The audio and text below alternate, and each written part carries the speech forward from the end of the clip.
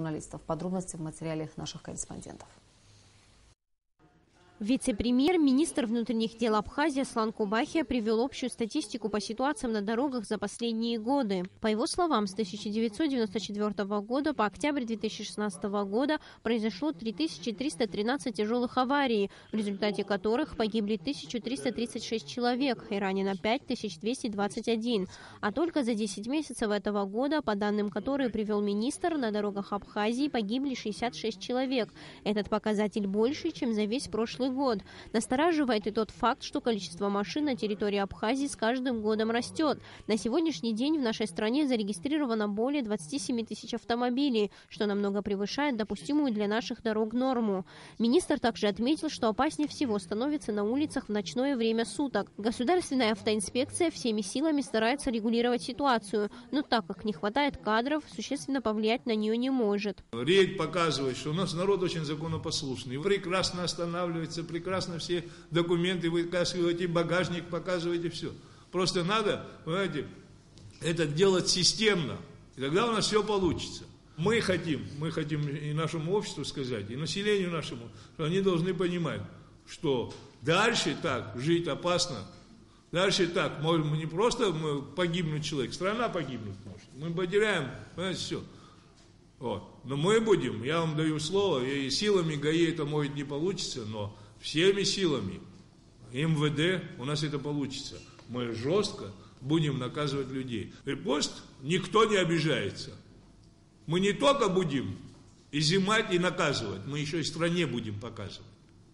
С нами шутить не надо. Начальник ГАИ Абхазии Наур Смыр отметил, что ведомство уже приняло меры по регулированию ситуации на дорогах. На наиболее опасных участках по республиканской трассе Псо-Ингур были установлены камеры видеонаблюдения. Этот проект будет запущен с сегодняшнего дня, а до конца года планируется увеличить количество камер видеонаблюдения по всей протяженности автотрассы. По словам Наура Смыра, это даст возможность оперативно выявлять нарушителей и фиксировать эту информацию в базе данных. Именно она послужит основанием для установления степени вины за происшествие на дороге.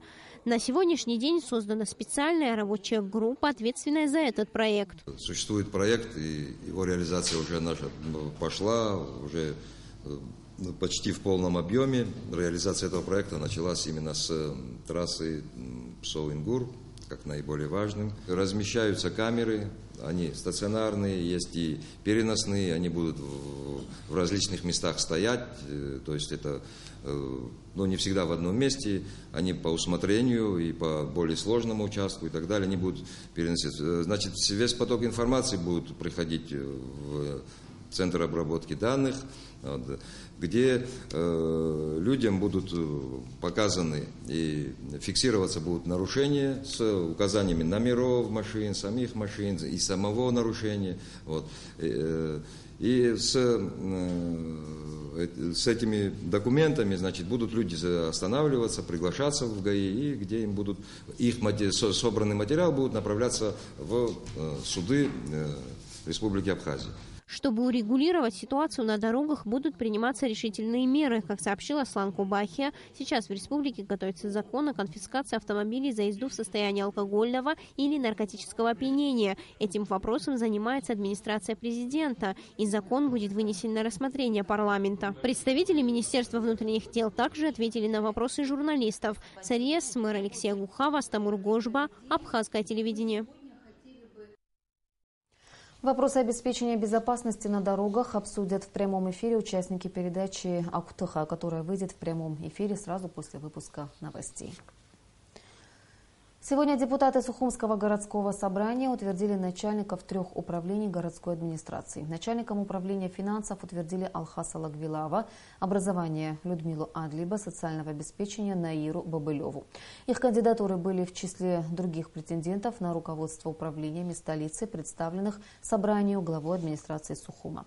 По итогам голосования они получили необходимое большинство от общего числа депутатов, а это не менее 14 голосов из 26. Об этом сообщает пресс-служба собрания города Сухум. В Сухуми завершила работу международная научная конференция «Фольклор народов Кавказа. Историческое наследие и современное бытование», посвященная памяти фольклориста, известного нартоведа, литературоведа, общественного деятеля Абхазии Артура Аншба. Научный форум высоко оценил значение трудов ученого-нартоведа для развития всей абхазской фольклористики. Об итогах конференции репортаж Амры Амичба. В Сухуми впервые прошел научный форум ведущих фольклористов России и Абхазии. Международная научная конференция «Фольклор народов Кавказа. Историческое наследие и современное бытование» была посвящена памяти первого профессионального фольклориста Абхазии, ведущего нартоведа, литературоведа, общественного деятеля Артура Аншба.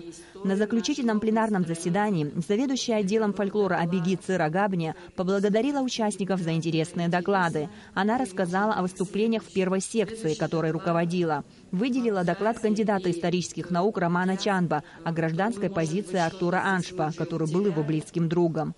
Организаторы научного форума отметили доклады представителей Калмыкии, Карачаева-Черкесии, Кабардино-Балкарии.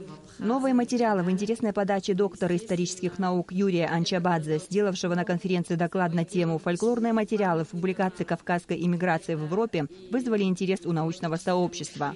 По словам Циры Габния, проявили себя и молодые ученые, доклады которых убеждают, что в будущем каждый из них скажет веское слово в науке. Руководитель второй секции отметил доклад директора Института педагогики Ирины Кукускир «Использование фольклора в образовательном процессе». При составлении методических пособий для детских садов и учебников для школ республики уделяется большое внимание абхазскому народному фольклору, так как он поучителен для подрастающего поколения. Нам хочется особо уделить внимание воспитательному потенциалу фольклорного материала. Именно в фольклоре мы видим свои корни, мы видим те глубокие народные традиции, которые сегодня, может быть, больше уязвимы, как никогда. И в современном мире они в современный мир не вписываются. Как примирить наши традиции, наше этносознание с современными потребностями, с современным вызовом. Вот в чем наша задача. Завершая конференцию, доктор исторических наук, академик Юрий Анчабадзе подчеркнул значимость состоявшегося научного форума. Отмечая 80-летие первого профессионального фольклориста Артура Аншба, ведущие фольклористы обсудили современную методологию изучения фольклора разных народов. Имя Артура Артемовича Аншба. Вот мне представляется, что наша конференция, программа нашей конференции, заявленные доклады, прозвучавшие доклады, они в очень значительной степени коррелировали с пафосом научного наследия Артура Артемовича. И здесь я имею не только доклады, которые были посвящены его личности, его деятельности, или трактующие его научное наследие. Я имею в виду не только доклады, которые были представлены в русле его исследовательских интересов, например, доклады Нартовского эпоса. Я говорю вообще о палитре наших докладов, о их проблематике, об их направленности и вширь, и вглубь проблемы. Вот это очень было характерно для и научной методологии, и для эстетических принципов самого Артура Артемовича. Вся представленная вот здесь панорама доклада, вот эти все доклады, проблематика, которая была представлена, мне кажется, она очень адекватно характеризует нынешнее состояние фольклористики, по крайней мере, на Северном Кавказе, ее состояние в ведущих региональных центрах нашего региона. От имени семьи и детей Артура Аншба за проведение международной конференции его памяти ученых поблагодарила сестра Эмма Аншба. Участники научного форума высказали пожелание сделать его ежегодным, чтобы Сухум в будущем мог стать центром изучения фольклора. Амра Амичба, Астамур Гошба, Абхазское телевидение. В Москве прошли очередные консультации в рамках механизма внешнеполитической координации, установленного меморандумом между Министерством иностранных дел России и Абхазии.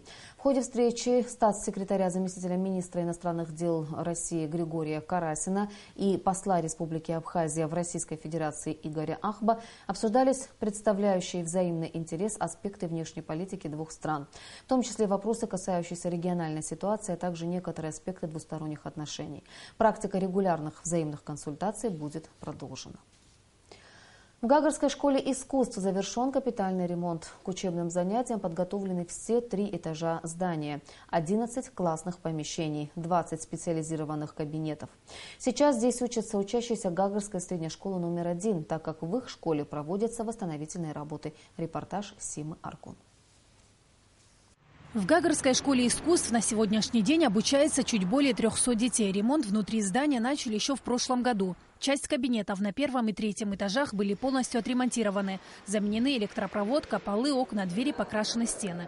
Оставшуюся часть объекта начали ремонтировать в сентябре текущего года. Сейчас работы полностью завершены. Были отремонтированы все классные помещения и специализированные кабинеты. К учебным занятиям готовы все 3 этажа здания.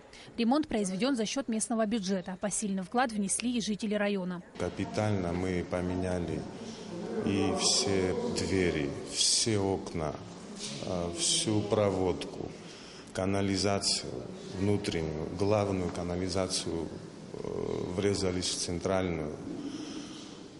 Если честно, было здесь в плачевном состоянии все, и мы привели все в порядок. В связи с тем, что здание Гагарской абхазской средней школы номер 1 находится в аварийном состоянии, учащиеся были переведены в здание школы искусств. На данный момент здесь проходят занятия для учащихся обеих школ.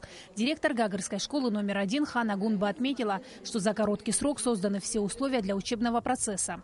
Она выразила благодарность от имени родителей педагогического коллектива и школьников главе администрации Гагарского района Зауруб Ганба за внимание к проблемам учебного заведения. В прошлом году руководством района было принято решение снести фундамент здания первой школы и отстроить ее заново. Она будет соответствовать всем стандартам современных учебных заведений. Строительство школы начнется в будущем году в рамках инвестпрограммы и, как полагают специалисты, завершится за 2 года. Сима Аргун, Абхазское телевидение. Учащийся Сухумской 6-й средней школы Сабри Бегвава завоевал 1-е место на всероссийском юношеском турнире по дзюдо «Отечество» в Ростове-на-Дону. Спортсмен боролся в весовой категории до 46 килограммов и одержал в ходе соревнований 5 побед. Традиционный всероссийский турнир «Отечество» в этом году собрал 183 юных спортсмена 2001-2003 годов рождения из 9 регионов России и Абхазии, которые разыграли медали в 9 весовых категориях. И в завершение выпуска о погоде. По сообщению гидрометеослужбы, завтра в Абхазии ожидается переменная облачность без осадков. Температура воздуха ночью плюс 8-10, днем плюс 16-18 градусов. Температура морской воды плюс 18 градусов.